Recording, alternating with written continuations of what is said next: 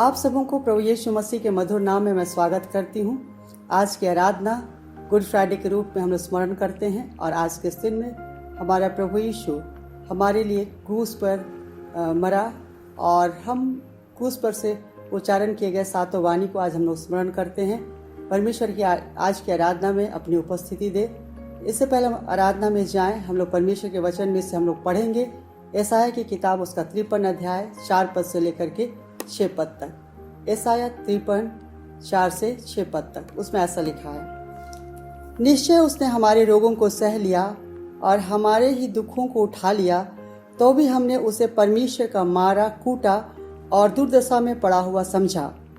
परंतु वह हमारे ही अपराधों के कारण घायल किया गया, वह हमारे अधर्म के कामों के हेतु कुचला गया। हमारी ही शांति के लिए उस पर ताड़ना पड़ी कि उसके कोड़े खाने से हम चंगे हो जाएं। हम तो सब के सब भेड़ों की नाई भटक गए थे, हम में से हर एक ने अपना अपना मार्ग लिया और यहोवा ने हम सभी के अधर्म का बोझ उसी पर लाद दिया। आइए हम लोग प्रार्थना करें। सर्वशक्तिमान ईश्वर दयालु पिता, हम लोग तेरा धन्यवाद करते, तेरे चरणों के पास आते हैं। हम धन्यवाद देते हैं आज के इस दिन के लिए प्रभु परमेश्वर, और आज के इस दिन को प्रभु परमेश्वर हम लोग गुड फ्राइडे के रूप में हम लोग स्मरण करते हैं परमेश्वर पिता। और प्रभु परमेश्वर तूने हम सब के लिए प्रभु परमेश्वर अपने आप को कुर्बान किया और हमारे लिए प्रभु जी तूने क्रूस की मृत्यु को सह लिया और क्रूस की मृत्यु और जीतने की सामर्थ्य के द्वारा तूने हम सबका मेल मिलाप परमेश्वर पिता के साथ कराया। इस आशीष और अनुग्रह के लिए हम तेरा धन्यवाद करते हैं। आज की आराधना को हम लोग तेरे पवित्र और सामर्थ्य हाथ में हम लोग सौंपते हैं प्रभु जी। शुरू से अंत तक पवित्र आत्मा तू हमारे मध्य में उपस्थित हो प्रभु जी। जब तेरे स्तुति के गीतों को गाते हैं और क्रूस पर से उच्चारण किए गए क्रूस वाणी को हम लोग मनन करते हैं प्रभु परमेश्वर, तो हमारे बीच में उपस्थित हो प्रभु जी। और हर आशीष रोकने वाली बातें यीशु मसीह के नाम से जाती रहे प्रभु परमेश्वर, और तेरी उपस्थिति हमारे साथ होने पाए। इससे पहले हम आराधना में जाएं, हम हर एक के गुनाहों को जो हमने जान से अनजान से मन वचन कर्म से तेरे विरुद्ध में किए हैं उन सबको तेरे सम्मुख मान लेते हैं। तो अपने सलीब पर के बहाए गए लहू के द्वारा हम हर एक गुनाहों को धो डाल, हमें शुद्ध कर, हमें पवित्र कर, ताकि पवित्रता के साथ हम तेरे चरणों में बैठ करके प्रभु जी तेरी स्तुति के गीतों को गा सके, तेरे वचनों को हम लोग सीख सकें और प्रभु परमेश्वर हम तेरी महिमा कर सके प्रभु जी। और प्रभु परमेश्वर तूने कहा है जहाँ 2 या 3 मेरे नाम से इकट्ठे होते हैं मैं उनके बीच में उपस्थित होता हूँ। अपनी प्रतिज्ञा के अनुसार तो हमारे बीच में उपस्थित हो। हर आशीष रोकने वाली बातें यीशु मसीह के नाम से जाती रहे और तेरी पवित्र उपस्थिति हमारे साथ में होने पाए। सब बातों के लिए आदर और महिमा तुझे देते हुए ये दुआ मांगते हैं हमारे जीवित उद्धारकर्ता प्रभु यीशु मसीह के नाम से, आमीन। आइए हम लोग आराधना में आगे जाएंगे और हम लोग थोड़ी देर सिंसन और श्वेता के द्वारा हम परमेश्वर की आराधना करें।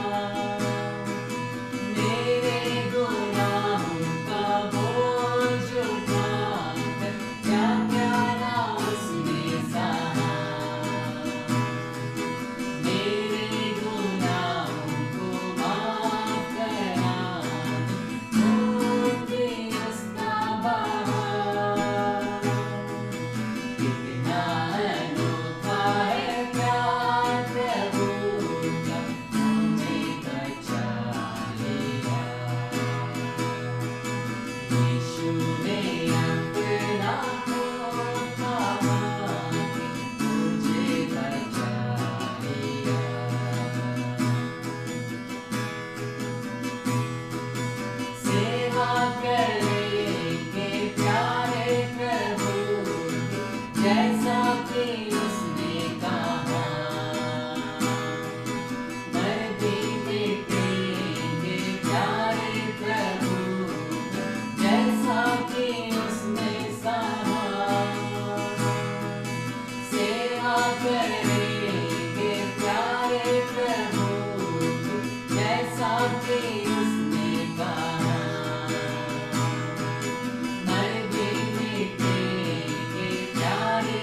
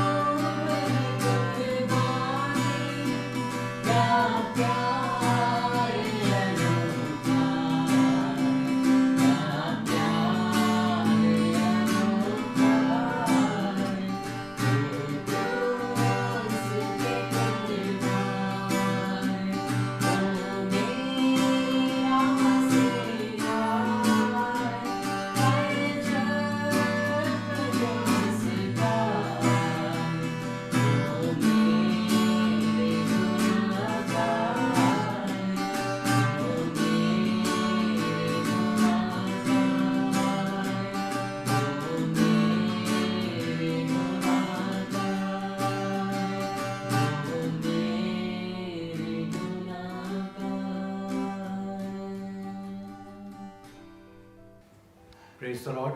प्रभु परमेश्वर का धन्यवाद हो आज के इस दिन के लिए।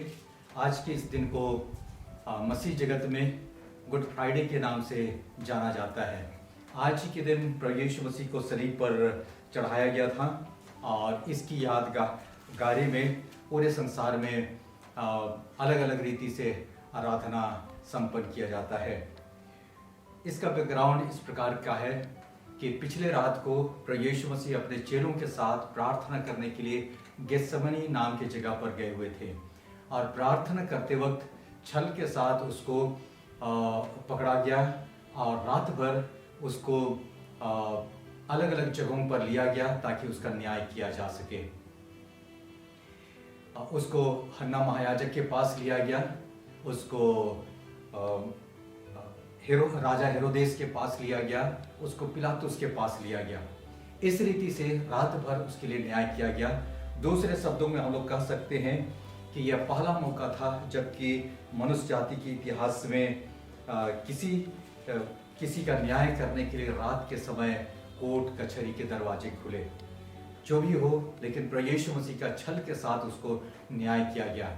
और उसके बाद उस जमाने का सुप्रीम कोर्ट और उस समय के उसने इस बात का वहाँ पर डिक्लेयर किया कि मैं इस पर मृत्युदंड के योग्य कोई भी दोष नहीं पाता हूँ।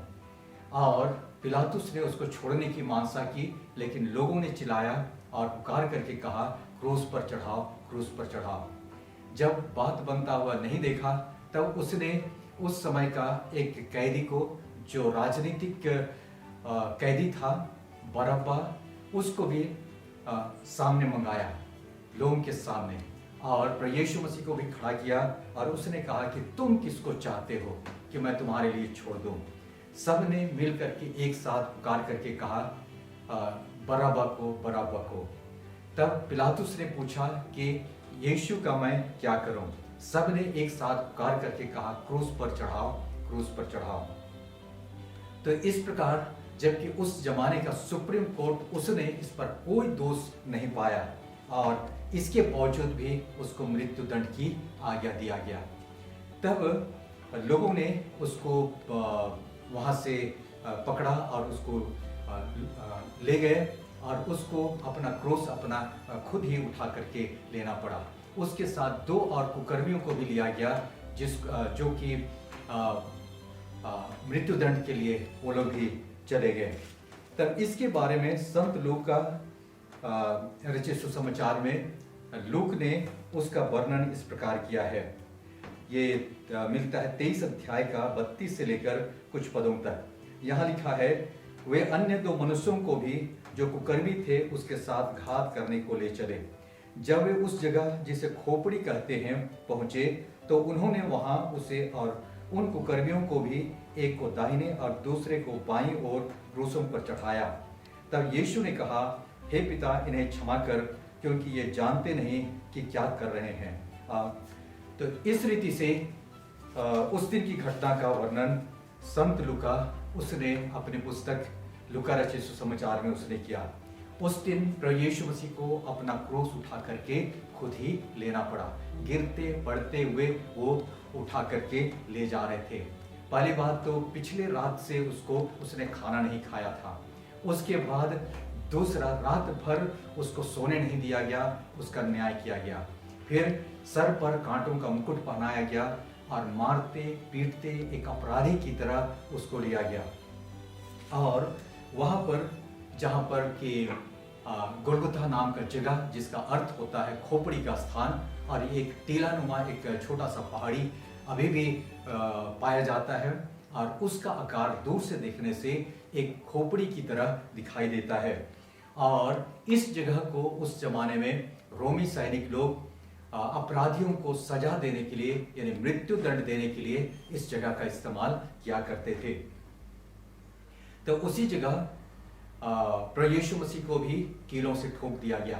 उसके दोनों हाथों में कीलें ठोकी गई, पैरों में कीलें ठोकी गई और उसको वहां पर गाड़ दिया गया। और एक कुकर्मी को बाएं तरफ और दूसरे कुकर्मी को दाहिने तरफ। और वह एक भीड़ इकट्ठी थी। कुछ आश्चर्य करते थे, कुछ लोगों को बहुत अफसोस था। क्यों? क्योंकि इसी व्यक्ति ने परमेश्वर के राज की बातें उनको सुनाया था। इसी व्यक्ति ने उनकी आंखों को कई अंधों की आंखें खोला, बीमारों को चंगा किया, मुर्दों को जिलाया और कई बहिष्कृत लोगों को उसने सम्मान दिलाया था। इसलिए कई लोग अफसोस कर रहे थे, लेकिन यहाँ पर कुछ लोग ठट्ठों में उड़ाते हुए वहाँ पर हंसी उड़ा रहे थे कि इसने औरों को बचाया, ये अपने आप को कैसे बचाता है। तो यानी तमाशा देखने के लिए कई लोग वहाँ पर पहुंचे हुए थे। तब ऐसे समय में प्रभु यीशु मसीह ने उनके लिए प्रार्थना किया, जिसको अभी थोड़ी देर पहले मैंने पढ़ा। प्रभु यीशु मसीह ने प्रार्थना किया, हे पिता इन्हें क्षमा कर, क्योंकि ये जानते नहीं कि क्या कर रहे हैं। यहाँ पर प्रभु यीशु मसीह का ये स्टेटमेंट क्रूस पर से उच्चारण किया गया पहला वाणी है, और इसको हम लोग ऐसा कह सकते हैं, फॉरगिविंग द अनफॉरगिवेबल, यानी उन लोगों को उसने क्षमा किया जिनको क्षमा नहीं किया जा सकता था। यानी प्रभु यीशु मसीह को जिन्होंने पकड़ा, जिन्होंने थूका, जिन्होंने पीटा, जिन्होंने क्रूस पर चढ़ाया, जिन्होंने कीलों से ठोका, उन्हीं के लिए उसने प्रार्थना किया, हे पिता इन्हें क्षमा कर, क्योंकि ये जानते नहीं कि ये क्या कर रहे हैं। तो दरअसल प्रभु यीशु मसीह का ये पहला वाणी जो क्रूस पर से उसने उच्चारण किया, ये उसके आने के उद्देश्य को प्रकट करता है, यानी फॉरगिविंग द अनफॉरगिवेबल, अक्षम्य को क्षमा करना। ये प्रभु यीशु मसीह के आगमन का उद्देश्य को प्रकट करता है। यूहन्ना की इंजील उसका 10 अध्याय उसका 10 पद में लिखा है, मैं इसलिए आया कि वे जीवन पाए और बहुतायत का जीवन पाए।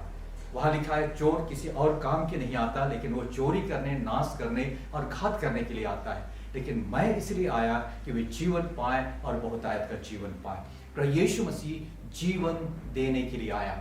जीवन उसको चाहिए जो मरने पर हो या जो क्रिटिकल अवस्था में हो, उसको जीवन की आवश्यकता पड़ती है। यानी प्रभु यीशु मसीह जीवन देने के लिए आया। किनको? यानी मनुष्य जाति को, जो कि क्रिटिकल अवस्था में पाप के कारण से, अदम के पाप के बाद पाप ने सब मनुष्यों पर राज किया, ऐसा परमेश्वर का वचन कहता है। इसीलिए रोमियो की पुस्तक 3 अध्याय का 23 में लिखा हुआ है कि सब ने पाप किया और परमेश्वर की महिमा से रहित है। तो इसीलिए प्रभु यीशु मसीह ने सबसे पहला प्रार्थना उसने किया, और ये उसके आने के उद्देश्य को पूरा करता है कि मनुष्य जाति को क्षमा मिले, जीवन दान मिले। और पाप की मजदूरी के बारे में लिखा हुआ है रोमियो उसका 6 अध्याय का 23 पद में, पाप की मजदूरी तो मृत्यु है, यानी सब के सब मृत्यु की दशा में पाए जाते थे। और जैसे वचन में लिखा हुआ है, एक मनुष्य के आज्ञा न मानने के कारण से मृत्यु सब मनुष्यों में फैल गया और उसने सब मनुष्यों पर राज किया। ठीक वैसे ही एक व्यक्ति के आज्ञा पालन करने के द्वारा वो जीवन का कारण बना। यीशु वहां पर आया और क्षमा किया। न केवल वहां पर जो लोग थे उनके लिए क्षमा मांगा, लेकिन जो उस काल से यीशु मसीह जो शारीरिक रूप से आए थे, उससे पहले अदम तक जितने मनुष्य जाति थे उनके अपराधों के लिए, और जो उस समय पैदा भी नहीं हुए थे, यहाँ तक कि अभी जो पैदा हुए भी नहीं है, सबके लिए यीशु ने क्षमा का उपाय किया। हे पिता इन्हें क्षमा कर, क्योंकि ये जानते नहीं कि क्या कर रहे हैं। यहाँ पर जैसे रोमियो की पुस्तक, यशायाह की पुस्तक उसका 53 अध्याय उसका 23 पद में भी कई चीजों को हम लोग पाते हैं। 53 अध्याय का 6 पद, यशायाह की पुस्तक 53 अध्याय उसका 6 पद में लिखा हुआ है। यहाँ लिखा है, हम तो सब के सब भेड़ों के समान भटक गए थे, हम में से हर एक ने अपना अपना मार्ग लिया, और यहोवा ने हम सबों के अधर्म का बोझ उसी पर लाद दिया ताकि हम जीवन पाए। हम सबके अधर्म का बोझ उसी पर लाद दिया, क्योंकि हम भेड़ों के समान भटक गए थे। परमेश्वर का प्रेम हमारी अयोग्यता और पाप में दशा से कहीं बढ़कर के हुआ, इसीलिए प्रभु यीशु मसीह देह धारण करके इस धरती पर आया। यूहन्ना की इंजील 1 अध्याय का 14 पद में लिखा हुआ है, और वचन देह धारण किया, यानी यीशु मसीह देह धारण करके आया ताकि हमारे लिए क्षमा प्रदान करे। और पहला पत्रस 2 अध्याय का 24 पद में जैसा लिखा हुआ है, वह आप ही हमारे पापों को अपनी देह पर लिए हुए क्रूस पर चढ़ गया, जिससे हम पापों के लिए मरकर धार्मिकता के लिए जीवन बिताएं। यानी प्रभु यीशु मसीह वो आप ही हमारे पापों को अपने देह पर लेकर के क्रूस पर चढ़ गया, ताकि हम पापों के लिए मर करके या उससे छुटकारा पा करके हम परमेश्वर की धार्मिकता के लिए जीवन बिताएं। ये दरअसल उसका उद्देश्य था। परमेश्वर का एक योजना जो मनुष्य के पाप करने के बाद अदन की वाटिका से लेकर अब तक चली आ रही थी, उसको प्रभु यीशु मसीह ने पूरा किया। इसीलिए उसने प्रार्थना करके कहा, हे पिता इन्हें क्षमा कर, क्योंकि ये जानते नहीं कि क्या कर रहे हैं। यूहन्ना की इंजील 1 अध्याय का 29 पद में उसी को यूहन्ना बपतिस्मा देने वाले ने प्रभु यीशु को अपने ओर आते हुए देख करके कहा कि देखो यह परमेश्वर का मेमना जो जगत का पाप उठा ले जाता है। पुराने नियम काल में जब कभी कोई व्यक्ति किसी पाप को यानी किसी पाप में गिर जाए या उससे कुछ गलतियां हो जाए, तब ऐसा व्यक्ति एक मेढ़े को यानी एक मेमने को, निर्दोष मेमने को याजक के पास, महायाजक के पास लेकर के आता था और उस पर अपने विश्वास के साथ अपने गुनाहों को उसके सर पर डाल देता था और उसको ज़बह किया जाता था, उसका खून बहाया जाता था, ताकि यानी उसका अर्थ यह है कि गुनाह इस व्यक्ति ने किए, उसके बदले मेमने का प्राण जा रहा है, क्योंकि पाप की मजदूरी तो मृत्यु है। तो इसी रीति से प्रभु यीशु मसीह हमारे लिए परमेश्वर का मेमना होकर के आया। और इसको परमेश्वर का वचन रोमियो की पुस्तक 5 अध्याय का 8 पद में ऐसा वर्णन पाया जाता है कि परमेश्वर ने अपने प्रेम की भलाई इस रीति से प्रकट किया कि जब हम पापी ही थे तब मसीह हमारे लिए मरा।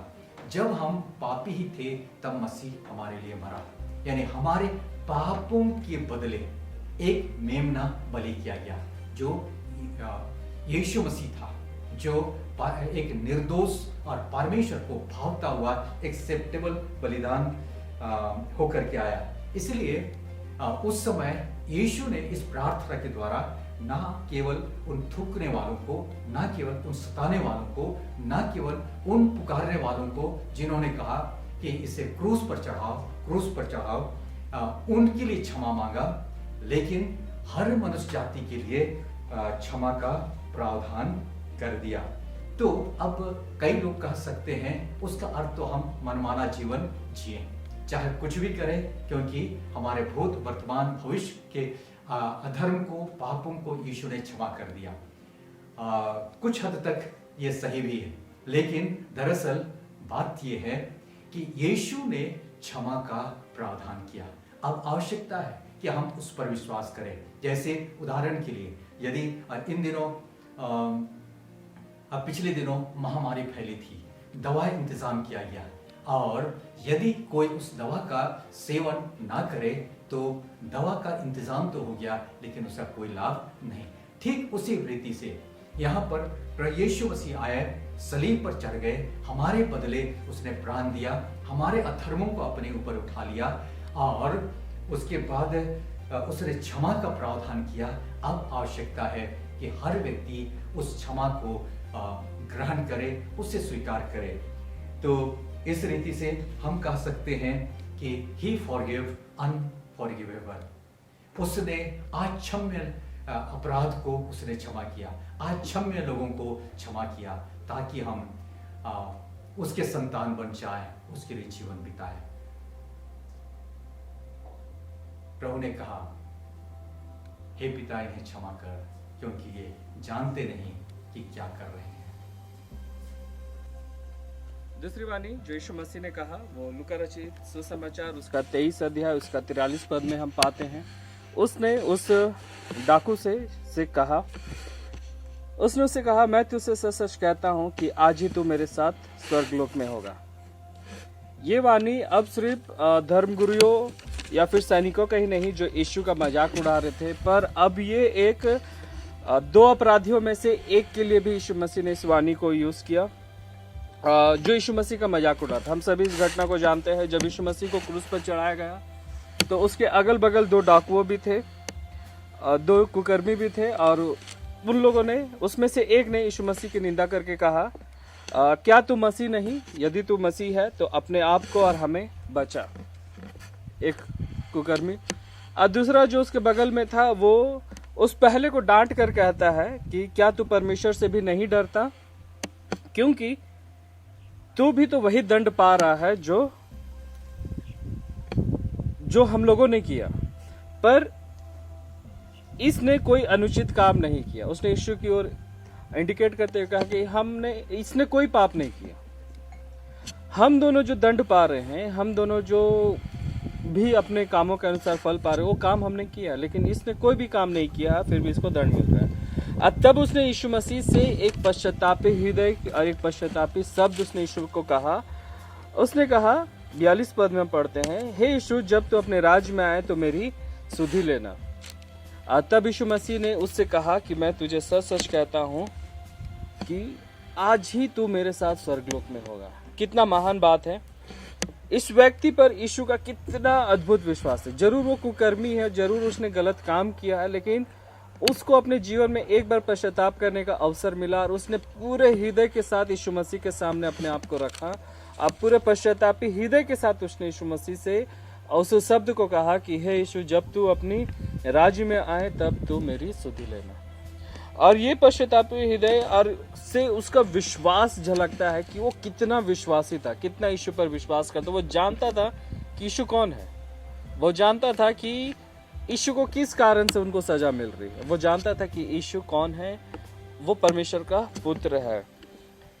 और उस व्यक्ति का विश्वास कहीं ना कहीं मुझे ऐसा फील होता है थोमा के विश्वास से भी बड़ा। थोमा जो यीशु मसीह के संग संग रहता था, थोमा जो यीशु मसीह के उन 12 चेलों में से एक था, यीशु मसीह जब जी उठा तब भी उसने विश्वास नहीं किया। उसने कहा, जब तक मैं उसके पंजर पर उंगली न डालूं तब तक मैं विश्वास नहीं करूंगा। लेकिन इस व्यक्ति को देखिए, खुद भी मर रहा है, यीशु मसीह भी उस जगह में है, लेकिन इसने अपने उस पश्चातापी हृदय से यीशु पर विश्वास किया। और यीशु ने भी, जब उसने पुकारा, यीशु भी अपने दुख तकलीफ, अपने सारी पीड़ाओं को नजरअंदाज करते हुए उसे एक आश्वासन दिया, उसे एक उद्धार का निश्चयता को दिया। ये शब्द को हम बोल सकते हैं वर्ड ऑफ एश्योरेंस, उद्धार का उसका वो निश्चयता का वचन जो उसने उस चेले से कहा, उस कुकर्मी से कहा कि आज ही तू मेरे साथ स्वर्गलोक में होगा। दूसरी तरफ अगर देखेंगे, दूसरे शब्दों में ये शब्द एक माफी का शब्द है ना, फॉरगिवनेस, वर्ड ऑफ फॉरगिवनेस। उसने यीशु मसीह, उसने क्या किया? क्षमा किया। पहले वाणी में हमने देखा उसने उन रोमी साम्राज्य के उन सैनिकों के लिए वो प्रार्थना करता है परमेश्वर की, हे पिता इन्हें क्षमा कर क्योंकि ये नहीं जानते ये क्या कर रहे हैं। लेकिन फिर दूसरे शब्द में भी देखते हैं कहीं ना कहीं ये यीशु मसीह के अंदर की वो दयालुपन, वो दया था, जिसके कारण जब उस डाकू ने, उस कुकर्मी ने यीशु को पुकारा, उसने उसे माफ करते हुए क्या किया? उसके लिए अपने स्वर्ग के द्वार को खोल दिया और इसलिए उससे कहा कि तू आज ही मेरे साथ स्वर्गलोक में होगा। एक आदमी के लिए ऐसी उदारता हम लोग सोच सकते हैं क्या कि मर रहा है, यीशु मसीह भी क्रूस पे है, वो मरने पर भी यीशु मसीह, लेकिन उसने उस पल में भी एक व्यक्ति को अपने साथ स्वर्गलोक के लिए उसको निश्चयता दिया, उसके उद्धार का आश्वासन दिया और वो उस पर विश्वास किया। और हम विश्वास करते हैं इस बात पर कि यदि यीशु ने कहा तो जरूर उसने उसके लिए स्वर्ग को भी खोला है। और जरूर हम इस बात पर यकीन विश्वास करते हैं कि जब यीशु मसीह उसको विश्वास कर सकता है, उसको उद्धार दे सकता है, जिसने थोड़े क्षण के लिए उसके ऊपर विश्वास किया, अपने हृदय को पश्चातापी इसमें लाया, तो हम भी इस बात को अंगीकार कर सकते हैं, हम भी इस बात को स्वीकार करते हैं कि जब हमने यीशु मसीह को अपने जीवन में स्वीकार किया तो यीशु मसीह भी हमें क्या करेगा? अपने द्वार को खोलेगा, अपने स्वर्ग को खोलेगा और हम उसके अंदर प्रवेश कर पाएंगे, क्योंकि उद्धार की आशा, उद्धार की निश्चयता हमें यीशु से ही मिलती है।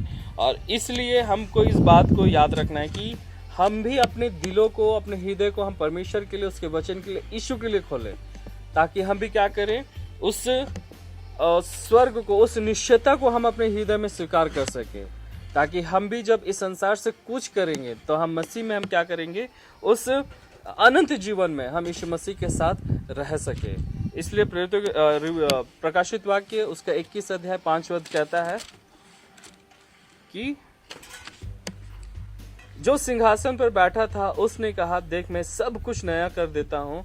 फिर उसने कहा, लिख ले, क्योंकि ये वचन विश्वास के योग्य और सत्य है ना, यीशु मसीह के बारे में कि मैं सब कुछ नया कर देता हूँ। अब जैसे भी दुर्दशा में, जैसे भी स्थिति में, आज इस पूरे पैशन वीक के बाद, इस पूरे लेंट के बाद, आज के दिन हमें अवसर है कि फिर से हम अपने हृदय को खोले, फिर से हम यीशु मसीह के सम्मुख में आए और फिर से हम उसकी वचन को, उसके प्रेम को, यीशु मसीह को अपने जीवन में ग्रहण करें, स्वीकार करें और हम उस उद्धार की निश्चयता को हम थामे रहे, जिसके द्वारा हम अनंत जीवन में हम भागी हो सकते हैं।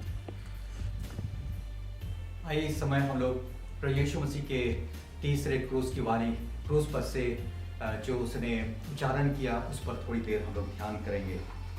ये लिखा हुआ है यूहन्ना की इंजील 19 अध्याय उसका 25 से लेकर कुछ पदों तक। यहाँ ऐसा लिखा है, यीशु के क्रूस के पास उसकी माता और उसकी माता की बहन क्लोपास की पत्नी मरियम और मरियम मगदलिनी खड़ी थी।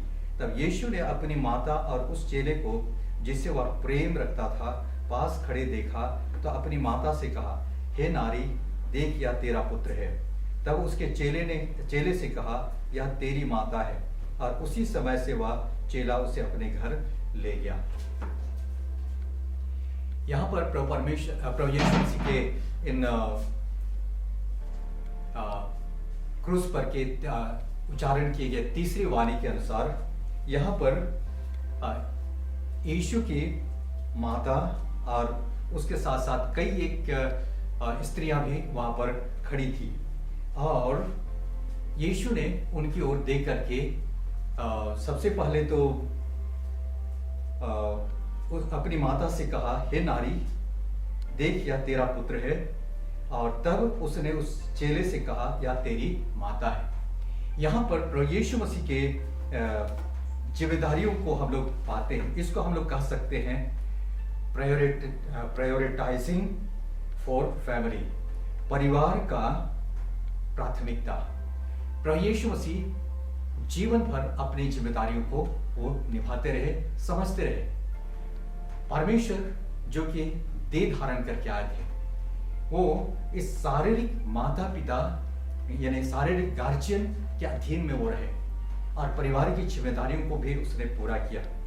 इस समय ऐसा लगता है कि यूसुफ इस धरती पर नहीं थे और मरियम अब अकेला होने वाली थी, अकेले हो जाने वाली थी। इसलिए प्रभु यीशु मसीह अपने पारिवारिक जिम्मेदारियों को भी अच्छी तरह से वो समझते थे, इसलिए इस जिम्मेदारी को भी उसने प्राथमिकता दिया। सबसे पहले तो उसने सबके लिए प्रार्थना किया, क्षमा के लिए। दूसरा चीज, उसने मन फिराने वाले उस कुकर्मी को अनंत जीवन का उसने आश्वासन दिया। तब यह तीसरा चीज है कि अपने पारिवारिक जिम्मेदारियों को भी उसने प्राथमिकता प्रदान किया। तो इस रीति से प्रभु यीशु मसीह जब चेलों के साथ घूमा करते थे, उस दिन की बात है जिस दिन उसने प्रभोज की स्थापना की और चेलों के पांव धोए। उसने यूहन्ना की इंजील 13 अध्याय का 15 पद में लिखा है, मैंने तुम्हें नमूना दिखा दिया है कि जैसा मैंने तुम्हारे साथ किया है तुम भी वैसा ही किया करो। जो कुछ प्रभु यीशु मसीह ने अपने जीवन काल में यानी शारीरिक जीवन काल में उसने किया, तो वो सब हम लोगों के लिए उसने एक नमूना करके दिखा दिया। ऐसे नमूनों को दिखाया जो चीज आम मनुष्य जाति उसको यानी स्वभाव से नहीं कर सकते हैं। यीशु ने कहा, मैं गुरु होकर के मैंने तुम्हारे पांव धोए, तुम्हें भी एक दूसरे के साथ ऐसा करना चाहिए। आगे उसने कहा, मैंने तुम्हें नमूना दिखा दिया है कि जैसा मैंने तुम्हारे साथ किया तुम भी वैसे ही किया करो। अर्थात यहाँ पर भी यीशु मसीह ने क्रूस पर टंगे हुए अब आखिरी समय, क्योंकि वो शरीर में थे, प्राण त्यागने के पहले उसने इस आखिरी जिम्मेदारी को भी पूरा करना मुनासिब समझा। उसने अपनी माता को देख करके कहा कि हे नारी, देख यह तेरा पुत्र, क्योंकि वो इस संसार को छोड़ करके अब जाने पर, इसलिए यूहन्ना जो उसका सबसे छोटा चेला था, कम उम्र का, उसको उसने मैंने उसकी तरफ देख करके कहा कि हे नारी, देख यह तेरा पुत्र है, और उस चेले को देख करके कहा अब यह तेरी माता है। और आगे उस चेले ने उसी समय यीशु की माता मरियम को अपने घर ले गया। यानी उसके बाकी इस धरती पर के जीवन के लिए उसने उपाय कर दिया ताकि उसका पालन पोषण हो सके। तो आइए हम लोगों के लिए भी एक नमूना है कि हम हमारे घर परिवार में कई लोगों के प्रति हमारी जिम्मेदारी है। बुजुर्ग लोग हैं, अपंग लोग हैं, बीमार लोग हैं, छोटे लोग हैं, बड़े लोग हैं, हर किसी के प्रति हमारा जिम्मेदारी बनता है। केवल परिवार ही नहीं, हमारे समाज में जहां हम पाए जाते हैं, हमारे देश के लिए भी कई जिम्मेदारियां बनती है। तो कई बार हम अपने आप को इवैल्यूएट करने में चूक जाते हैं। अच्छा होता है कि हम इवैल्यूएट करें अपने जीवन को कि प्रभु यीशु मसीह ने जिस नमूने को दिखाया, क्या हम उस नमूने को फॉलो कर पाते हैं या नहीं कर पाते हैं। पहला तीमुथियुस 5 अध्याय का 8 पद में लिखा है, पर यदि कोई अपनों की और विशेषकर नीच करके अपने घराने की चिंता ना करे तो वह विश्वास से मुकर गया है और अविश्वासी से भी बुरा बन गया है। परमेश्वर वो भी चाहता है कि इस धरती पर का जीवन जो कि थोड़े दिन का है और सीमित समय के लिए हमें यहाँ भेजा गया है, परमेश्वर की उम्मीदें हैं कि हम इस धरती पर के जीवन को, चाहे पारिवारिक जिम्मेदारियां हो, अपने ऑफिस की जिम्मेदारियां हो, सामाजिक जिम्मेदारियां हो, और भी प्रकार के देश के प्रति जिम्मेदारियां हो, हर चीज के प्रति हम खरे उतरे, ये प्रभु चाहता है। और जैसे पहला तीमुथियुस 5:17 में भी लिखा है, यहाँ पर लिखा है, जो प्राचीन अच्छा प्रबंध करते हैं। यहाँ पर कुछ ऐसे सीनियर लोगों के बारे में, वेटरन्स के बारे में लिखा हुआ है कि जो अच्छा प्रबंध करते हैं। यानी परमेश्वर चाहता है कि हम अपने लाइफ का अच्छा मैनेज करें, परिवार का अच्छा मैनेज करें, समय का अच्छा मैनेज करें और अपने रिसोर्स का हम अच्छा प्रबंधक बनने पाए। विशेष करके वे जो वचन सुनाने और सिखाने में परिश्रम करते हैं, 2 गुने आदर के योग्य समझे जाएं। यहाँ पर अच्छे प्रबंधक, अच्छे मैनेजर, हम अपने जीवन के मैनेजर बने। यीशु मसीह ने एक नमूना दिखाया, अपनी शारीरिक माता के लिए उसके परवरिश का उसने उपाय किया। आइए हम जीते जी यहाँ रहते हुए कई प्रकार के लोग हो सकता है जिनको हमारी आवश्यकता है, उन लोगों के प्रति हम जिम्मेदारियों को कितना निभा पाते हैं।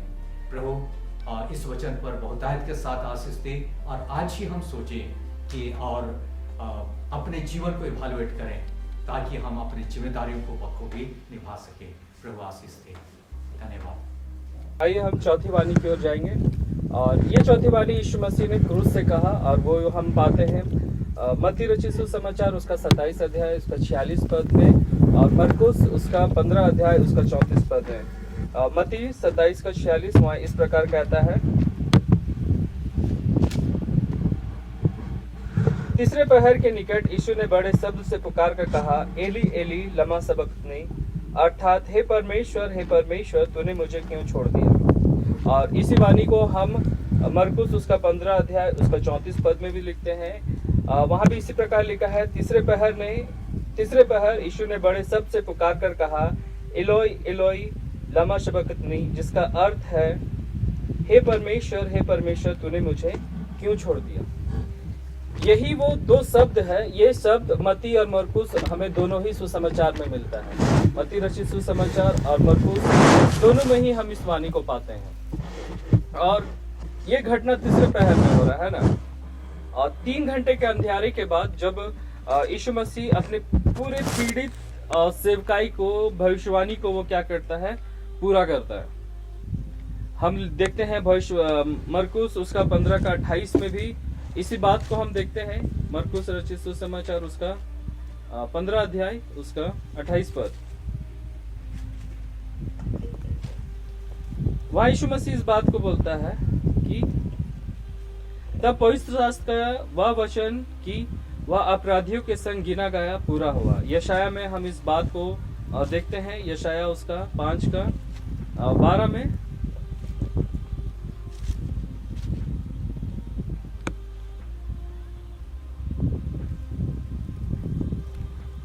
यशाया में जो यीशु मसीह के बारे में भविष्यवाणी थी वो सारी बातों को हम यहाँ पर ही नए नियम में देखते हैं। और यीशु मसीह की जो पीड़ित सेवकाई थी, उसका जो दर्द तकलीफ की बातें थी, वो सारी बातों को यीशु मसीह के इस वचन में हम पूरा होते हुए देखते हैं। इस चौथे शब्द में उसके बाद मरकुस में हम यीशु मसीह की एक अंतिम समय की भयानक बात को हम देखते हैं। मरकुस उसका 15 अध्याय उसका 34 पद से आगे है ना, 15 का 37 में वहां दिखता है, तब यीशु ने बड़े शब्द से चिल्लाकर प्राण छोड़ दिए।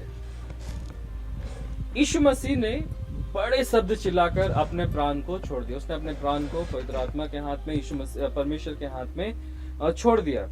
यीशु के पहले 3 शब्दों के विपरीत इस चौथे शब्द में एक दर्द, पीड़ा, तकलीफ है ना, दुख का भाव मिलता है।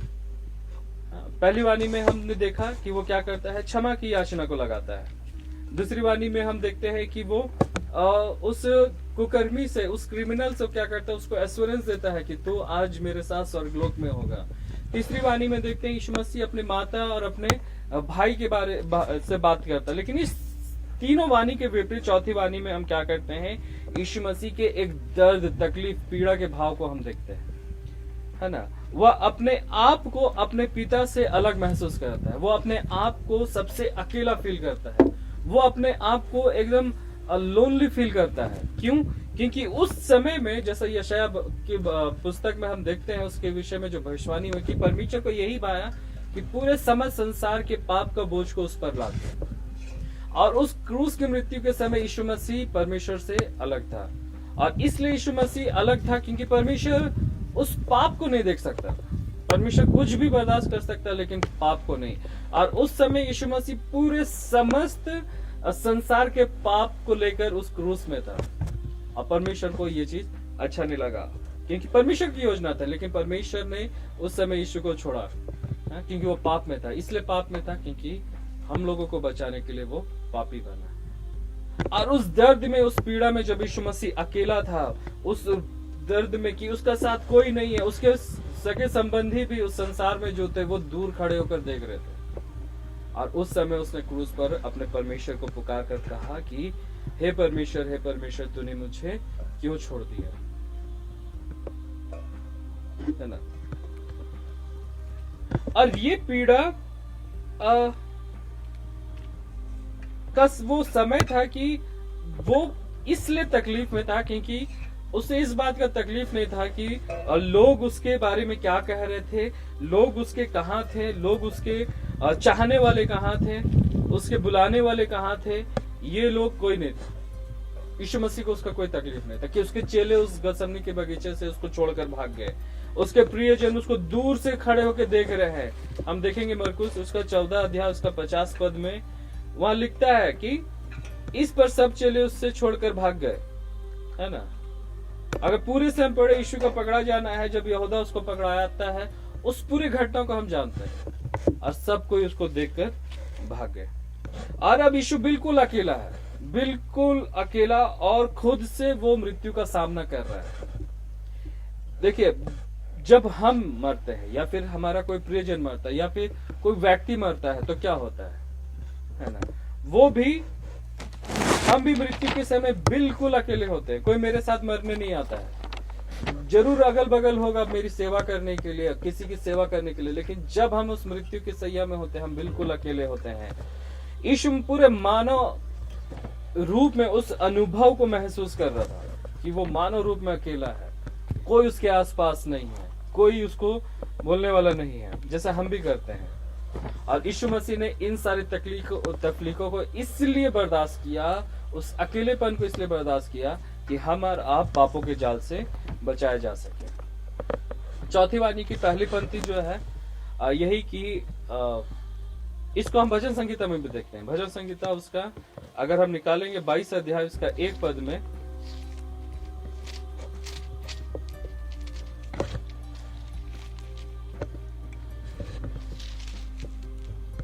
तो वहां भी यीशु मसीह के इसी वाणी को पूरा होते हुए हम देखते हैं ना। वहां भी लिखता है, हे मेरे परमेश्वर तूने मुझे क्यों छोड़ दिया, तू मेरी पुकार से और मेरी सहायता करने से क्यों दूर रहता है। इसलिए उस पहली पंक्ति में हम देखते हैं दाऊद का वो भजन है ना, जो यीशु मसीह के लिए भविष्यवाणी को करता है।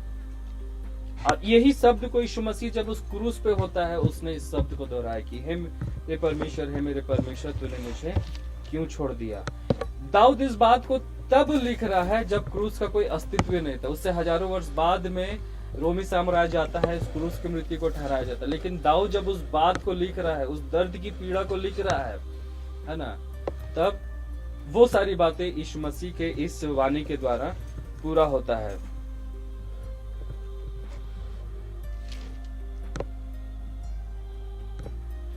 और जैसे दूसरी वाणी में हमने देखा कि उसके अगल बगल भी कुकर्मी थे, है ना।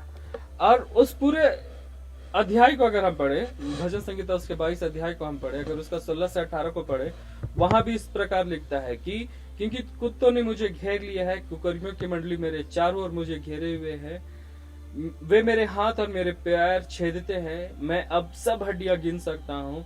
वे मुझे देखते और निहारते हैं, वे मेरे वस्त्र आपस में बांटते हैं और मेरे पहरावे पर छिट्टी डालते हैं। देखिए दाऊद का ये लिखा हुआ भजन कब पूरा है? यीशु मसीह के इस समय में, इस घटना के समय में वो सारी बातें पूरी हो रही। यीशु मसीह को कुकर्मियों के संग गिना गया, उसे 2 कुकर्मी के बीच में लटकाया गया, यीशु मसीह के कपड़ों को आपस में बांटा गया, उसे मारा गया, उसे छेदा गया। हम सभी इस बात को जानते हैं। तो ये सारी बातें इसलिए पूरी हो रही थी क्योंकि यीशु मसीह एक काम को पूरा करने जा रहा था। वो ये था कि हमें और आपको पाप से बचाने जा रहा था।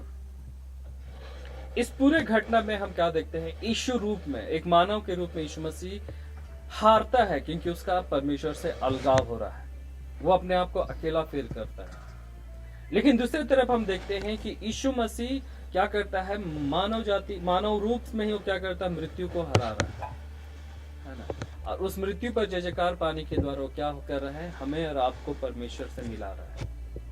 लेकिन ये चौथी वाणी में हम इस बात को देखते हैं कि वो पीड़ा में है, वो तकलीफ में है, एक दर्द में है, क्योंकि एक अलगाव है जो उसको परमेश्वर से अलग कर रहा है। एक पाप है का वो कारण है जो उसे परमेश्वर से अलग कर रहा है, इसलिए कि हम और आप बचाए जा सके। हम लोगों ने बहुत बार वचन को सुना है, बहुत बारी वाणियों को सुना है, लेकिन अब समय ऐसा है कि हम उन वाणियों पर ध्यान केंद्रित करें। क्यों यीशु मसीह को परमेश्वर से अलग होना पड़ा? इसलिए कि आज हम और आप उद्धार के जीवन को पा सके।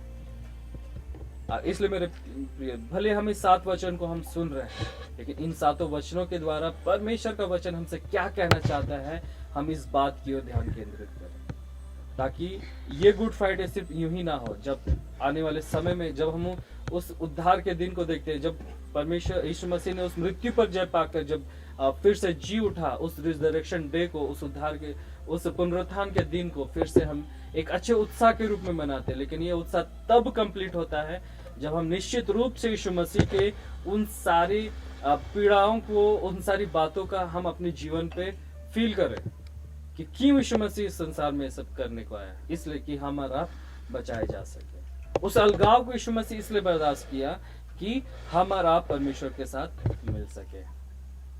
तो इसलिए ये चौथी वाणी के द्वारा हम इसी बात को देखते हैं कि भले परमेश्वर से यीशु मसीह अलग हो गया, जरूर परमेश्वर ने उसे उस पाप में छोड़ दिया, लेकिन इसलिए छोड़ा कि हम और आप बचाए जा सके। हम वचन पढ़ेंगे, पहला पतरस उसका 2:24 पद।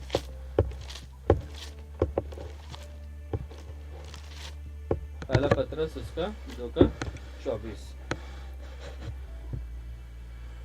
आइए इस समय हम प्रभु यीशु मसीह के उच्चारण किए गए 5वें वाणी पर हम लोग थोड़ी देर ध्यान करेंगे। ये लिखा हुआ है यूहन्ना की इंजील 19 अध्याय उसका 28 पद। यूहन्ना की इंजील 19 अध्याय उसका 28 पद। यहाँ लिखा है, इसके बाद यीशु ने यह जानकर कि अब सब कुछ पूरा हो चुका, इसलिए कि पवित्र शास्त्र में जो कहा गया वह पूरा हो, कहा मैं प्यासा हूं। वह सिरके से भरा हुआ एक बर्तन रखा था, अतः उन्होंने सिरके में भिंगे हुए स्पंज को जूफे पर रखकर उसके मुंह में लगाया। तो यहाँ पर प्रभु यीशु मसीह के इस 5वें वाणी पर हम लोग ध्यान करते हैं। यहाँ लिखा है कि उसने इस बात को जान लिया कि सब कुछ पूरा हो चुका। जिस काम के लिए वो आया था, जिस काम को वो पूरा करना चाहता था, उन कामों को उसने पूरा कर लिया। तो इसीलिए उसने कहा कि मैं प्यासा हूं। और इस बात को भजन संहिता में भी हम लोग पाते हैं। राजा दाऊद उसने भविष्यवाणी के रूप में उसने कहा कि मुझे लोगों ने इंद्रयान पिलाया। तो यहाँ पर जब उसने कहा मैं प्यासा हूं, कई लोग वहां थे, सैनिक लोग भी थे, कई लोगों को हमदर्दी थी, कई लोग उनको समझ में नहीं आ रहा था, और कई लोगों के लिए वो बहुत ही क्रूर मजाक के रूप में वहां पर ये घटनाएं घट रही थी। तब ये चीज मत्ती की इंजील उसका 27 का 34 में लिखा हुआ है कि उसको जब पिलाया गया उसने पीना ना चाहा। तो यहाँ पर यीशु ने कहा मैं प्यासा हूं, लेकिन जब उसको सिरका चुसाया गया, दरअसल उस समय उस जमाने में जिनको क्रूस पर चढ़ाया जाता था, एक बर्तन में कुछ मेडिसिन मिला हुआ सिरका रखा जाता था, ताकि और इनको पिलाया जाता था इसलिए ताकि इनको इनकी पीड़ा थोड़ी सी कम हो जाए, क्योंकि क्रूस की मृत्यु बहुत ही क्रूर और यातनापूर्ण और बहुत भयानक, बहुत ही दर्दनाक हुआ करता था। इसीलिए वहां पर यह सिरका मिलाया हुआ दाखरस वहां पर रखा गया था। लेकिन यीशु ने जरूर कहा कि मैं प्यासा हूं, लेकिन उसने उसको पिया नहीं। तो इसको हम लोग कैसे समझेंगे? दरअसल इसको समझने के लिए प्रभु यीशु मसीह के जीवन काल की कई घटनाओं को यदि हम लोग मुआयना करेंगे तो अंत में हम लोग इस कंक्लूजन पर हम लोग आएंगे कि ये प्रभु यीशु मसीह का एक धुन था कि परमेश्वर की इच्छाओं को पूरा करे। इंग्लिश में हम कह सकते हैं passion for God's will, passion for God's will. प्रभु ये परमेश्वर के इच्छा को पूरा करने की चाहत थी। जिस समय एक दिन सामरिया में कुएं के पास बैठे हुए थे और एक स्त्री पानी भरने के लिए आई, यीशु ने उसको पानी मांगा और वहां बातचीत होने लगा। वो स्त्री कहने लगी कि तू यहूदी होकर मुझ सामरी स्त्री से पानी मांगता है। आगे लिखा है कि उस जमाने में यहूदी लोग सामरियों से किसी प्रकार का नाता रिश्ता नहीं रखते थे, यहाँ तक कि उनका छुआ हुआ चीज भी नहीं सेवन करते थे। तो यीशु ने पानी मांगा। आगे यदि हम लोग पढ़ेंगे कहीं पानी पीने का जिक्र नहीं पाते हैं। उस बात से शुरुआत करके यीशु ने उसको जीवन के जल के बारे बताया, अनंत जीवन के बारे बताया, परमेश्वर की योजनाओं के बारे उसको बताया और उसको बताया अनंत जीवन के बारे में। और ऐसा लगता है इस स्त्री ने उस पर विश्वास किया, वहां खड़ा छोड़ करके चली गई, पूरे गांव को उसने बुला करके ले आया और सबको प्रभु यीशु मसीह ने परमेश्वर के राज की बातें बताई। तो यानी यीशु का प्यास, यीशु का भूख ये नहीं था कि वो शारीरिक प्यास थी, लेकिन यीशु का प्यास कुछ और ही था। जैसे ऐसे समय में चेले आ गए और उसको इस स्त्री से बातें करते हुए उन्होंने देखा और ये लोग भोजन खरीद करके ले आए थे, वो लोग भोजन देने लगे। यीशु ने कहा कि तुम नहीं जानते हो कि मेरे पास इससे बेहतर भोजन है। लोग सोचने लगे जरूर किसी ने उसके लिए भोजन लेकर के आया। तब यीशु ने जो यूहन्ना की इंजील 4 अध्याय उसका 34 पद में लिखा है, उनको जवाब दिया, मेरा भोजन यह है कि अपने भेजने वाले की इच्छा को पूरी करो। मेरा भोजन यह है कि अपने भेजने वाले की इच्छा को पूरी करो।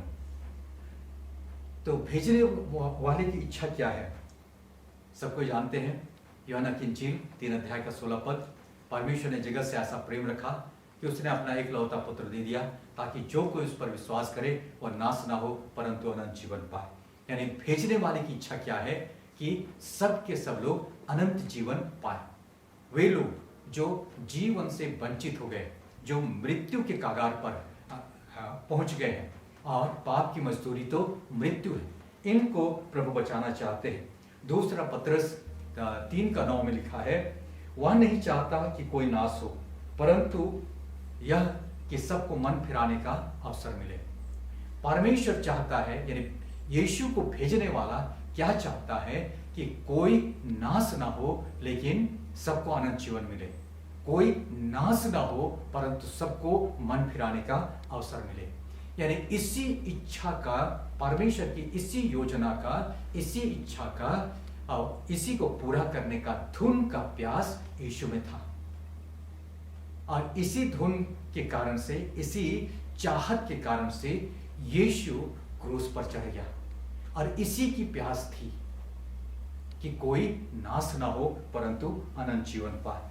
इसीलिए इस समय को उसने पूरी तरह से जिया और उसने पूरा किया और उसने कहा कि मैं प्यासा हूं। तो यीशु के आने का उद्देश्य भी यही था कि सब जीवन पाए। जो मेरी बातें सुनकर उन्हें मानता है वो मृत्यु से पार होकर के जीवन में पहुंच चुका है। ये यीशु का प्रतिज्ञा है। उसने कहा जो इन बातों पर विश्वास करता है, मेरी बातों पर विश्वास करता है, अंतिम दिन में जिला उठाऊंगा।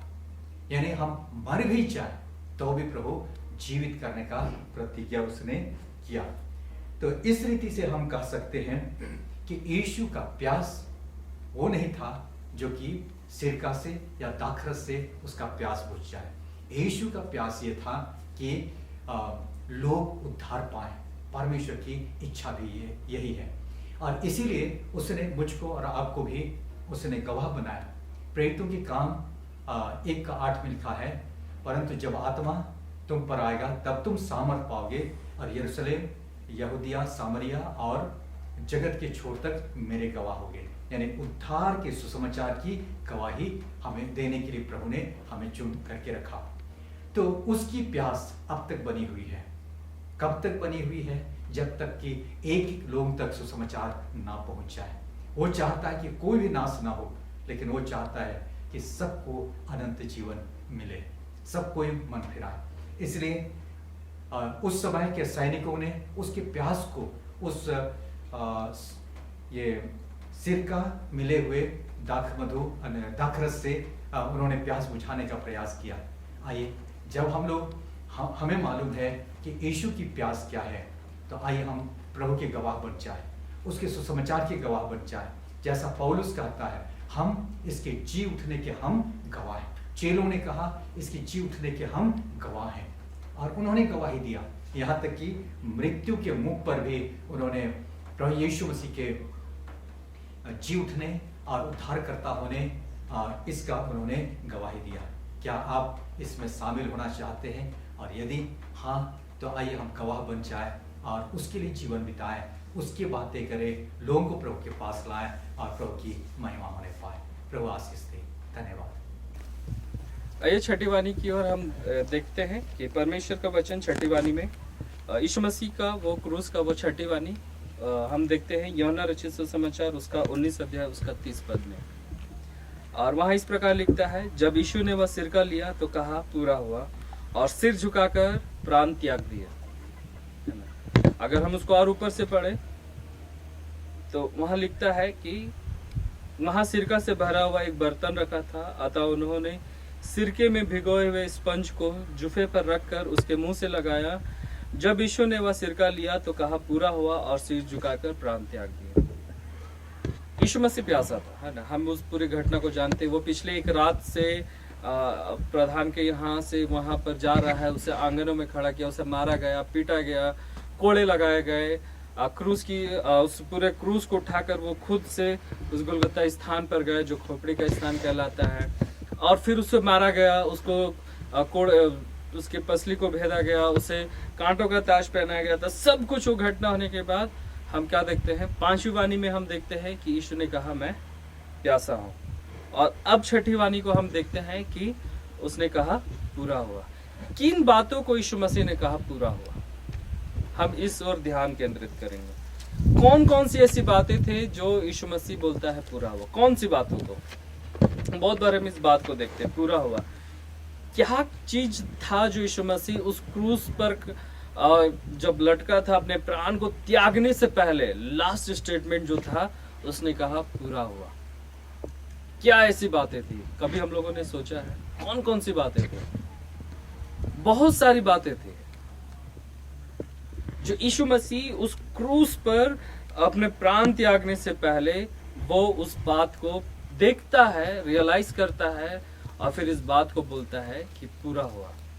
और उसके बाद वो क्या करता है, अपना सिर झुकाता है, अपना प्राण को त्याग देता है ना। वचन में हम बहुत बार पढ़ते हैं, लेकिन आज हम कुछ एक पॉइंट्स को ध्यान देंगे कि कौन कौन सी बातों को यीशु मसीह पूरा करता है। यीशु मसीह सबसे पहले क्या करता है, पूरी भविष्यवाणियों को वो पूरा करता है।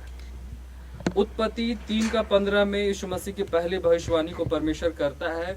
वहां से लेकर उसके आने की जकरिया तक पुराने नियम की हर एक भविष्यवाणियों को क्या करता है, यीशु मसीह नए नियम में पूरा करता है। जकरिया में भी हम पढ़ते 9 अध्याय का 9 पद में, पिछले दिनों में हमने उसको पाम संडे के रूप में मनाया। वो सारी भविष्यवाणी की बातों को यीशु मसीह पूरा करता है ना। दूसरी बातों को हम देखते हैं कि मेल मिलाप के काम को उसने पूरा किया। जब आदम ने पाप किया, जब परमेश्वर ने सृष्टि को बनाया, तो उसने क्या किया, सब कुछ बनाया और क्या किया, आदम को हैंडओवर कर दिया कि वो उसमें काम करे और उसकी रक्षा करे। और जब शैतान ने हवा को बहकाने के द्वारा आदम से पाप कराया, तब क्या हुआ, संसार में पाप आया और पाप आने के कारण परमेश्वर और मनुष्यों में एक अलगाव हो गया, एक दूरी बन गया। और वो दूरी हजारों वर्ष से लगातार वो क्या हुआ, बढ़ते ही गया। और फिर एक ऐसा समय आया कि जब इजरायली लोग उस रेगिस्तान में थे, अपने कनान की यात्रा में थे, परमेश्वर ने उनके लिए एक नियम को ठहराया था उस महापवित्र स्थान में, उस तंबू में, कि हर एक व्यक्ति अपने अपने पापों के बलिदान के बदले क्या करेगा, प्रति वर्ष एक निर्दोष मेमने को ले जाकर बलि करेगा अपने पाप बलि के रूप में, और उसका साल भर का पाप खत्म होगा। लेकिन वो दूरी, वो पाप का जो वो अलगाव था, वो हमेशा बना हुआ था और वो सालों साल चला आ रहा था। उस विधि को, उस नियम को तोड़ने के लिए ही यीशु मसीह की जो भविष्यवाणी उत्पत्ति 3:15 में हुई थी, परमेश्वर ने अपने सटीक समय में उसको पूरा किया। और जब यीशु मसीह संसार में आया, उसने क्या किया, अपने उन सारी भविष्यवाणियों को जो पिछले समय में सारे भविष्यवक्ताओं ने किया, मूसा ने, दाऊद ने, जकरिया ने, यशाया ने, उन सारी भविष्यवाणियों को यीशु मसीह ने पूरा किया। और उन सारी भविष्यवाणियों को पूरा करने के बाद यीशु ने परमेश्वर से हमारा मेल मिलाप को पूरा किया। अपनी क्रूस की मृत्यु के द्वारा यीशु मसीह परमेश्वर और मनुष्यों के संबंध को फिर से मिलाया। हम सभी जानते हैं, जब यीशु मसीह क्रूस पर मर रहा था, वहां कुछ घटनाएं हुई, है ना। हम सभी उस बात को जानते हैं, भूडोल हुआ, अब पूरे संसार में अंधेरा छा गया, और एक सबसे बड़ी घटना हुई कि वो मंदिर का पर्दा बीचों बीच फट गया। वो इस बात को दर्शाता है, मंदिर का पर्दा फटना, कि अब मेरे और परमेश्वर के बीच में कोई नहीं है, क्योंकि यीशु मसीह ने हमारा मेल मिलाप परमेश्वर के साथ कर लिया। और वही मेल मिलाप का काम जो यीशु मसीह ने पूरा किया परमेश्वर की इच्छा और आज्ञा अनुसार, आज वही जिम्मेदारी को आज परमेश्वर ने, यीशु मसीह ने हमें दिया कि हम भी, जो लोग आज परमेश्वर से दूर है, जो लोग आज यीशु मसीह से दूर है, उसका मेल मिलाप हम क्या करें, परमेश्वर के साथ में कर दें। इस सेवका को, इस जिम्मेदारी को यीशु मसीह ने पूरा किया। और कौन सी बातों को यीशु मसीह ने पूरा किया? अपने क्रूस की उस मृत्यु के अंतिम क्षण में जब वो इस बात को देखता है, तो उसने उद्धार के काम को पूरा किया। जिस जिम्मेदारी को परमेश्वर ने यीशु को सौंपा था, जिस जिम्मेदारी को यीशु ने खुद अपने ऊपर उठाया था, कि वो पूरे मानव जाति को पाप से छुड़ाने के लिए, पूरे मानव जाति का उद्धार करने के लिए वही संसार में आया था, उस काम को उसने उस क्रूस की मृत्यु को इसमें पूरा हुआ। किया। और जब वो अपने अंतिम पल में था, उसने उस सारी बातों को देखा और क्या किया, परमेश्वर को बोला कि पूरा हुआ। आदम के पाप करने के द्वारा जो दूरी आ गया था, जो महिमा रूप परमेश्वर ने आदम को दिया था, वो जो खो गया था, वो जो लोग पाप में लगातार पाप में जाके नर्क की ओर जा रहे थे, उसको बचाने के लिए जो परमेश्वर ने योजना को बनाया है ना, कि कौन जाएगा मेरे लोगों को बचाने। यीशु मसीह तैयार हुआ स्वर्ग में कि मैं जाऊंगा, और अपने सटीक समय में यीशु मसीह को परमेश्वर ने भेजा। इस संसार में जब तक यीशु मसीह था, उसने स्वर्ग की राज की भेद की बातों को, परमेश्वर के प्रेम के बारे में बताया और लोगों को उद्धार के बारे में बताया, है ना। बहुत सारे लोग क्या हुए, विश्वास किए। बहुत सारे लोगों ने यीशु मसीह के नाम से बपतिस्मा लिया। बहुत सारे लोगों ने इस पर विश्वास किया कि वो सचमुच परमेश्वर का पुत्र है, और उस पर विश्वास करने के द्वारा यीशु मसीह ने क्या किया, उद्धार के काम को पूरा किया। और इसलिए जब उस मृत्यु के अंतिम पल में था, है ना, जब उसने उस सिरके को लिया अपने मुंह में, यूहन्ना उसका 19 का 30 में हम देखते हैं कि जब यीशु ने वह सिरका लिया तो कहा कि पूरा हुआ, है ना, और क्या हुआ, अपना प्राण को त्याग दिया। अगर हम पिछले वचन में भी हमने देखा, मैं प्यासा हूं, अगर उसी को हम फिर से एक बार रिपीट करें तो वहां लिखता है, यूहन्ना उसका 19 का 28 में वहां लिखता है कि इसके बाद यीशु ने यह जानकर कि अब सब कुछ पूरा हो चुका है, इसलिए वह पवित्र शास्त्र में जो कहा गया वह पूरा हो, कहा मैं प्यासा हूं। इसका मतलब यीशु मसीह भी अपने प्रति अपने पूरे भविष्यवाणियों को वो जानता था, और वो हर एक भविष्यवाणी को क्या कर रहा था, पूरा कर रहा था। और हर एक भविष्यवाणी को पूरा करने के द्वारा वो क्या कर रहा था, लोगों का उद्धार के काम को पूरा कर रहा था। और उस अंतिम पल में उसने क्या किया, उस उद्धार के काम को भी पूरा किया, है ना, पूरा हुआ, उद्धार का काम पूरा हुआ यीशु मसीह के रहते रहते उस क्रूस में। चौथी बात को हम देखेंगे। पहली बात को हमने देखा कि सारी भविष्यवाणियों को पूरा किया, दूसरा मेल मिलाप को पूरा किया, तीसरा उद्धार के काम को पूरा किया, चौथा, है ना, वर्क ऑफ राइचियसनेस, उसने धार्मिकता के काम को पूरा किया। यीशु मसीह ने धार्मिकता के काम को पूरा किया। क्या है धार्मिकता? अगर दूसरे शब्दों में कहे कि धार्मिकता क्या है, बहुतों के पास जवाब होगा अपना अलग अलग, सब जवाब सही है, लेकिन मेरे अनुसार मैं उसको इस प्रकार कहता हूँ, धार्मिकता वो है कि जो हमें याद देता है कि हम परमेश्वर के सामने, हम पापी होने के बावजूद भी हमको यह याद देता है कि हम परमेश्वर के सामने हे अब्बा हे पिता कहकर उसके सम्मुख में मा सकते हैं। पहले जमाने में ऐसा नहीं होता था, पुराने नियम में ऐसा नहीं होता था। जिसने पाप किया है उसका पाप बलि कौन चढ़ा रहा है? महायाजक। अगर उसका बलि परमेश्वर को ग्रहण योग्य नहीं है तो कौन मरेगा? महायाजक, क्योंकि चढ़ाने वाला वही है। लेकिन यीशु मसीह के मरने के बाद परमेश्वर ने, यीशु मसीह ने क्रूस पर उस धार्मिकता के काम को भी पूरा किया कि जब हम पापी ही हैं तो भी हम परमेश्वर को हम पुकार सकते हैं यीशु मसीह के द्वारा, और परमेश्वर हमारी सुनता है। जब हम पाप में थे, जब हम परमेश्वर को नहीं जानते थे, हम बहुत पाप करते थे। सबके जीवन का अपना अपना गवाही। जब वो परमेश्वर से अलग थे, उनके जीवन में अलग बदलाव था, बहुत सारी बातें थी, बहुत सारी नकारात्मकता थी। लेकिन जब हमने यीशु मसीह पर विश्वास किया तो हमको ये हियाब मिला, हमको ये हिम्मत मिला, हमको ये अधिकार मिला कि हम परमेश्वर को हे परमेश्वर, हे अब्बा, हे पिता कहकर हम उसको पुकार सकते हैं। तो यीशु मसीह ने उस धार्मिकता के काम को पूरा किया, जो हमें ये हिम्मत देता है, जो हमें ये अधिकार देता है कि हम परमेश्वर को अपना पिता, अपना अधिकारी, अपना पिता और अपना उद्धारकर्ता के रूप में हम उसको पुकार सकते हैं। तो इन सारी बातों को परमेश्वर यीशु मसीह ने अपने क्रूस के द्वारा उस पूरे जीवन काल में उसने पूरा किया, और उस क्रूस में आकर उसने इस बात को कहा कि पूरा हुआ। इसलिए इस शब्द को हम बोल सकते हैं वर्ड ऑफ विक्ट्री, है ना, उस विजय का वचन, है ना, वर्ड ऑफ विक्ट्री, जय का वचन, क्योंकि अब हम क्या हो गए हैं? परमेश्वर के साथ एक हो गए हैं। यीशु मसीह ने क्या किया? हमें हमारा मेल मिलाप परमेश्वर के साथ कर दिया है। यीशु मसीह ने क्या किया? हमारा उद्धार को कर दिया है। यीशु मसीह ने क्या किया, हमारे लिए धार्मिकता को पूरा कर दिया कि हम परमेश्वर के सम्मुख में आ सके। इसलिए यीशु मसीह के रहते उसने उस सारे कामों को पूरा कर दिया। और आज हमारे पास एक जिम्मेदारी है कि जब हमारे जीवन में यीशु मसीह ने उन सारे कामों को कर दिया, तो हम भी दूसरों के जीवन में सुसमाचार के द्वारा उसका मेल मिलाप परमेश्वर के साथ कर दें, उसके जीवन में हम उद्धार के काम को पूरा कर दें, और उसके जीवन में हम क्या करें, धार्मिकता के काम को पूरा कर दें कि वो भी परमेश्वर को हे अब्बा हे पिता करके पुकार सके। प्रभु इस छठी वाणी के द्वारा आपको आशीष दे।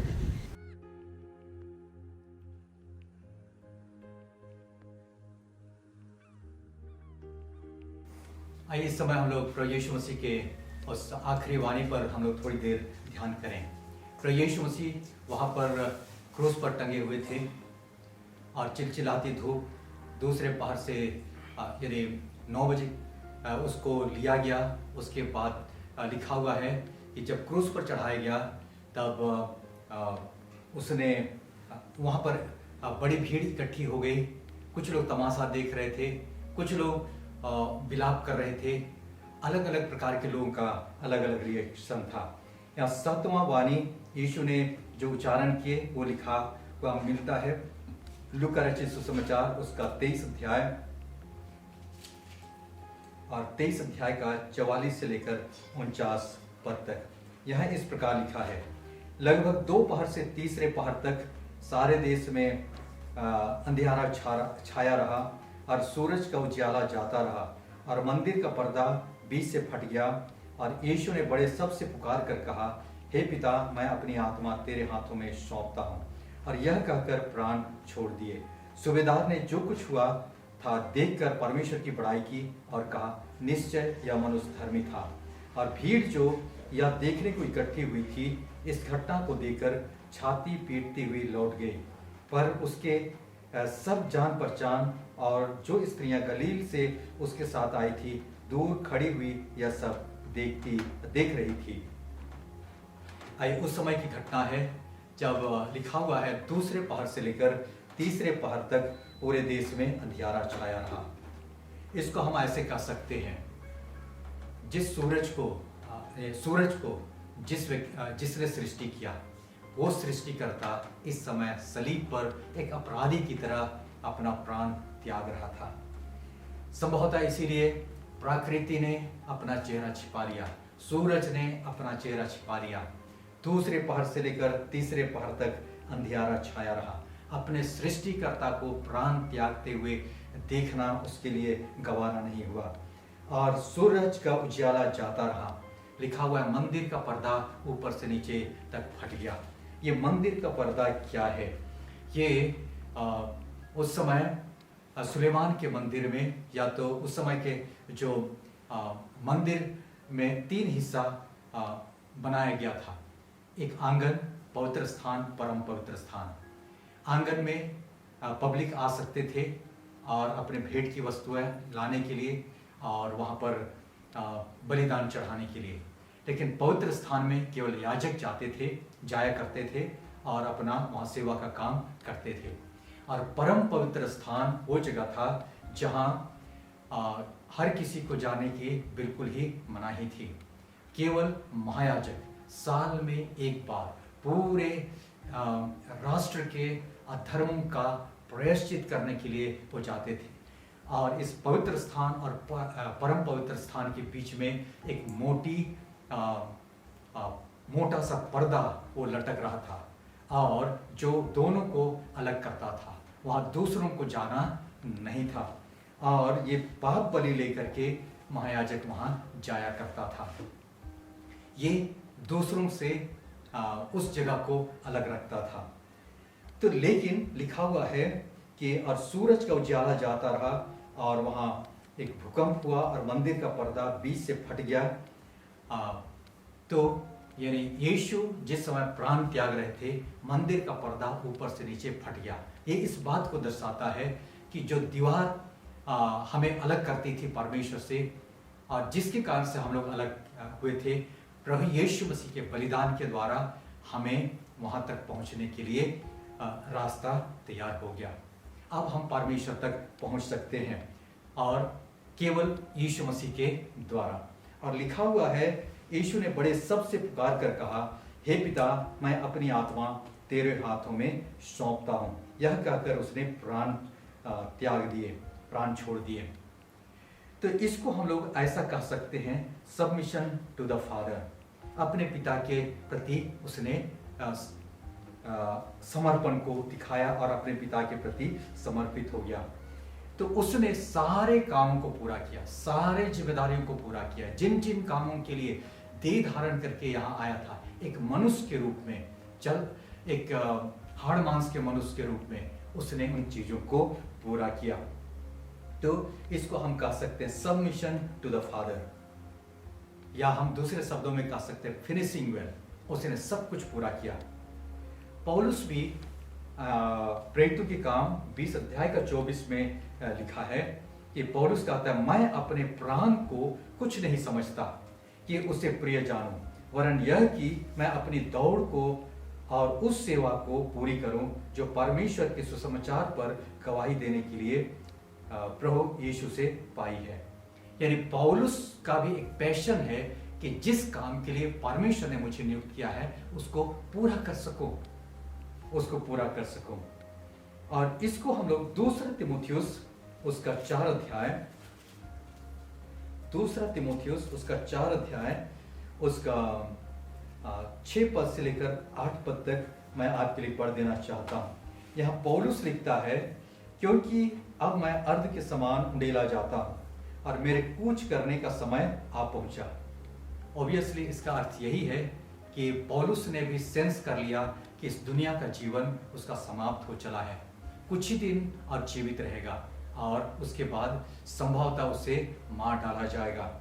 तो वो कहता है, अब मैं अर्ध के समान उंडेला जाता हूं और मेरे कूच का करने का समय आ पहुंचा है। मैं अच्छी कुश्ती लड़ चुका हूं, मैंने अपनी दौड़ पूरी कर ली है, मैंने विश्वास की रखवाली की है। भविष्य में मेरे लिए धर्म का वह मुकुट रखा हुआ है जिसे प्रभु जो धर्मी और न्यायी है मुझे उस दिन देगा, और मुझे ही नहीं वरन उन सबको भी जो उसे उसके प्रकट होने को प्रिय जानते हैं। पौलुस अपने जीवन के समाप्ति की ओर बढ़ते हुए वो एक बड़े कॉन्फिडेंस के साथ इस चीज को कहता है कि मैंने अपनी दौड़ पूरी कर ली। यीशु मसीह ने अपनी दौड़ पूरी कर ली। उसने कहा, हे पिता, मैं अपनी आत्मा तेरे हाथों में सौंप देता हूं। उससे पहले उसने कहा पूरा हुआ, प्यासा हूं, पूरा हुआ। उसके बाद उसने अपने आत्मा को पिता के हाथ में सौंप दिया। एग्जैक्टली वैसे ही पौलुस की जीवन के यदि उदाहरण को देखेंगे, पौलुस भी कहता है कि मैं अपनी सेवा को मैंने पूरा कर चुका है और उसको मैंने पूरी कर ली है। तो आइए, मेरा और आपका एक चुनौती है, हमारे लिए भी एक चुनौती है कि हम अपने जीवन को किस रीति से पूरा करते हैं। क्या हम इस संसार के उलझनों में उलझे हुए हैं? क्या इस संसार की जरूरतों को पूरा करने ही में हम लोग पूरी तरह से व्यस्त हैं? इसीलिए राजा दाऊद भी कहता है, हे प्रभु, मुझे मेरे दिन गिनने की समझ दे ताकि मैं बुद्धिमान हो जाऊं। आइए, हम इस संसार में अनित्य है, थोड़ा सा समय है, इस थोड़े सा समय में कई चीजों को पूरा करना है, करने को बहुत है। तो आइए हम लोग उसको प्रायोरिटी के अनुसार, प्राथमिकता के अनुसार हम लोग उनको क्रम में सजाएं और इस सीमित समय में इन चीजों को पूरा करें। यीशु मसीह केवल 33.5 साल इस धरती पर वो चला फिरा, लेकिन इस समय में उसने हर उद्देश्यों को जिसके लिए वो आया था उसने पूरा किया। इब्रानी के पत्री 12 अध्याय का 1 पद में ऐसा लिखा है, आओ हर एक रोकने वाली वस्तु और उलझाने वाले पाप को दूर करके वह दौड़ जिसमें हमें दौड़ना है धीरज से दौड़े। हर एक पापों को और उलझाने वाली बातों को दूर करके उस दौड़ में जिसमें हमें दौड़ना है धीरज से दौड़े। हमारे दिन भी गिने हुए हैं, हमारा समय इस धरती का एक सीमित है, सीमा ठहराया गया है। तो आइए हम व्यर्थ की उलझाने वाली वस्तुएं भरी हुई हमारे चारों ओर हैं, उन पर हम ना अटके रहें, उन पर मन ना लगाएं, उन पर उलझे हुए ना रहें, लेकिन इस सीमित समय में हम भी प्रभु यीशु मसीह की तरह पूरे कॉन्फिडेंस के साथ अपने दौड़ को पूरी करें।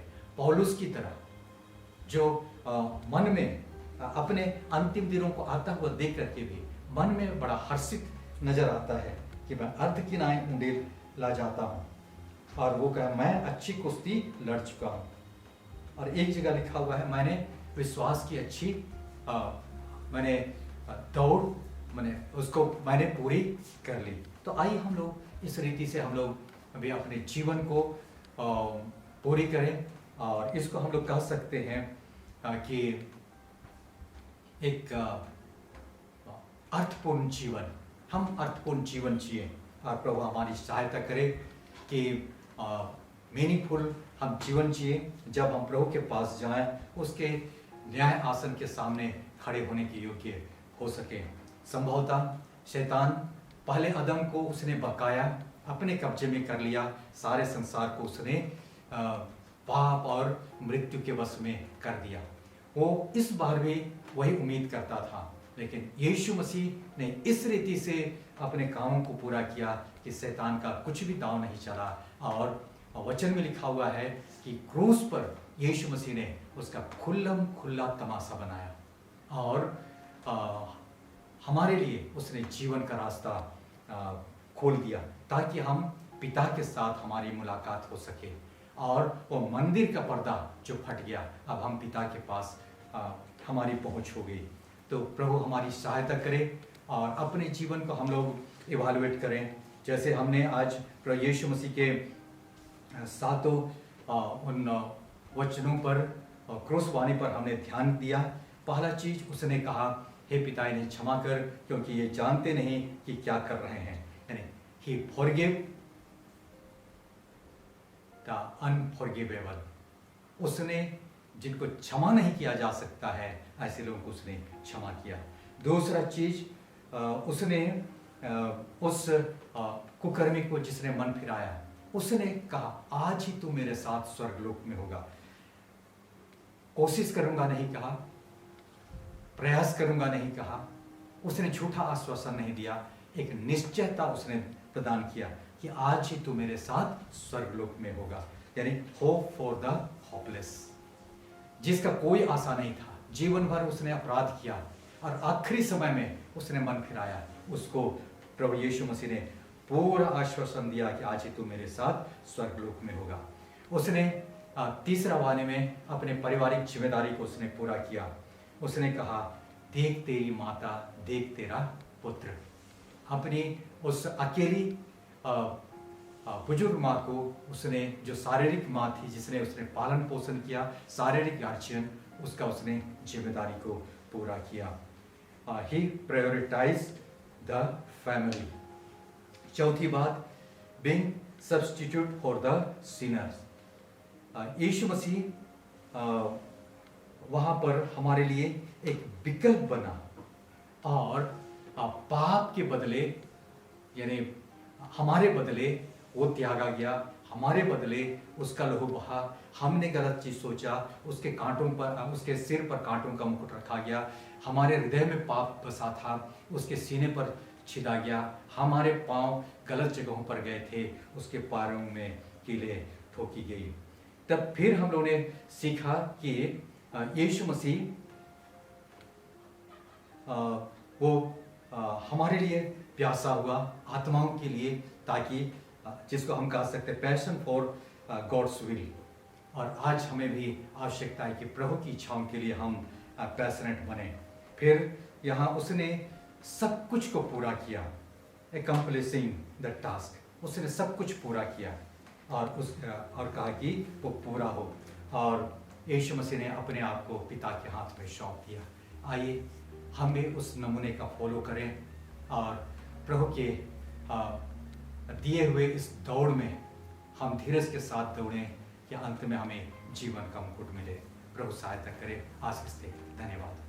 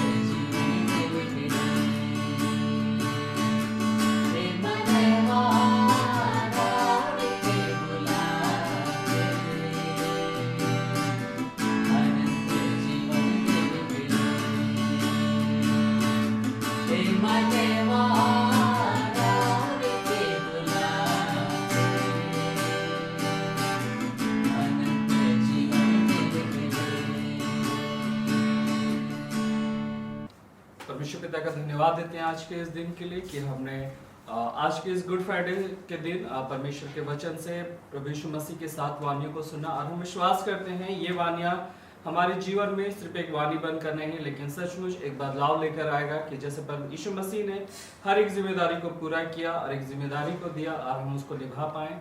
इसलिए आइए आज की सभा को अंत करें और हम अंतिम प्रार्थना करेंगे।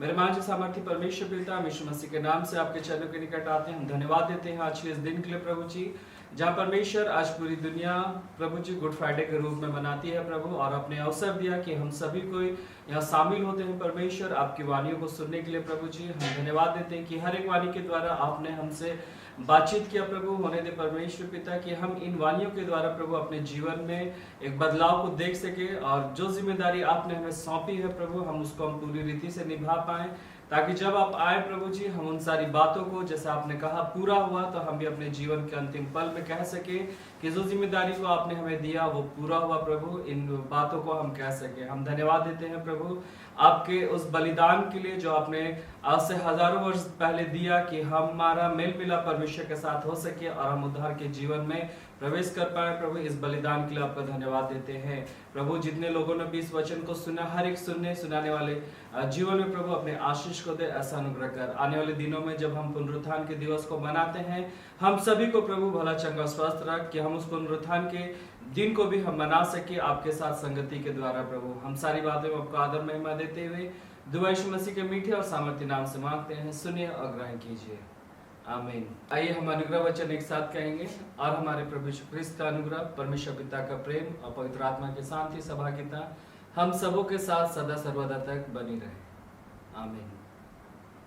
Praise the Lord. आप सभी को जय मसीह की।